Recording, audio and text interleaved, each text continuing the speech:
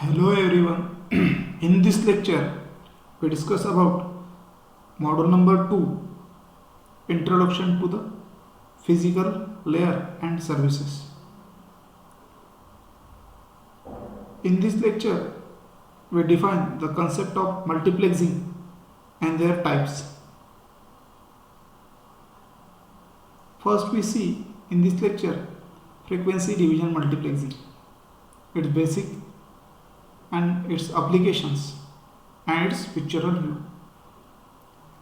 Before continue to lecture number 13, we take a review of previous lecture. In previous lecture, we discussed about the bit transmission. We know that whenever the data will be transmitted from physical layer to the physical layer or a transmission media or channel, that time the bits are transmitted, data are transmitted in the form of bit by bit. So basic unit of data in physical layer, that is a bit. So bit transmission, in previous lecture we discussed about simple transmission, simplex transmission, half duplex transmission, full duplex transmission, then serial transmission, parallel transmission, as well as asynchronous and synchronous transmission. All about this is bit transmission. In this lecture, we define the concept of multiplexing. What is meant by multiplexing? Many to one and one to many. That is called as multiplexing. So let us begin with the frequency division multiplexing. So multiplexer and demultiplexer are the two devices which is perform the operation of multiplexing. Multiplexer at the transmitter side and demultiplexer at the receiver side. So sometimes we just call it as a mux. So mux which performs the operation of multiplexing and demultiplexing. So mux many into one and demux means 1 into many. So this is vice versa case. So what is the frequency division multiplexing?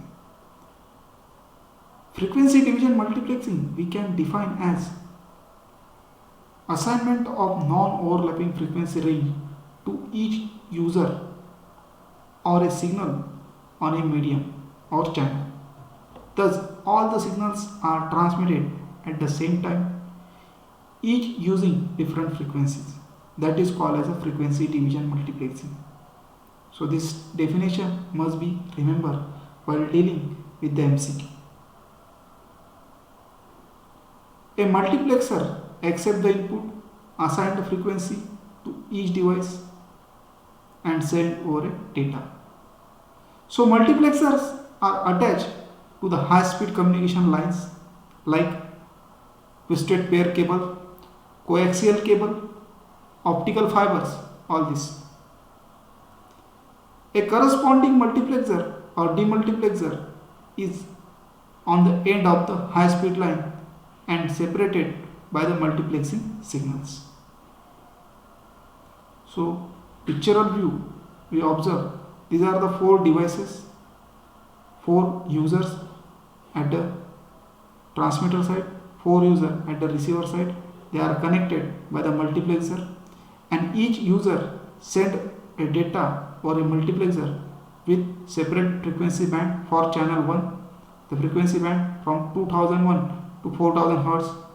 Similarly, for user 2, channel 2 is allocated with separate frequency band. So this picture will be explained, simplified the frequency division multiplexer. So each user from the transmitter side send a data on a separate frequency lines which is non-overlapping frequencies to the receiver with the help of multiplexing. Frequency division multiplexing in analog signaling is a use to transmit the signal. The application of frequency division multiplexing, broadcast radio and television, cable television and advanced mobile phone system or cellular phone system use the frequency division multiplexing. This technique is more oldest technique in multiplexing technique. Say it involves analog signaling, it is more susceptible to the noise. So frequency division multiplexing, which is related to the analog system. So this is to be remember.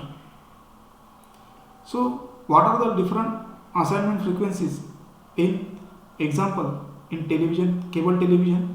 For example, low frequency band VHF and channel 2 and frequency range will be explained. Similarly, this chart explains the assignment of frequencies for the cable television in mid band cable or high band, very high frequency and cables and their frequency range and number of channels. So in this lecture we discuss about the concept of multiplexing, basically what is meant by frequency division multiplexing, and it's basically susceptible to the noise in analog system.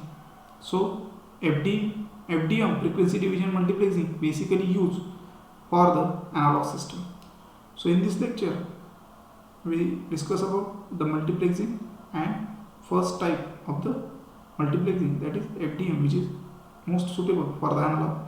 So we can stop here.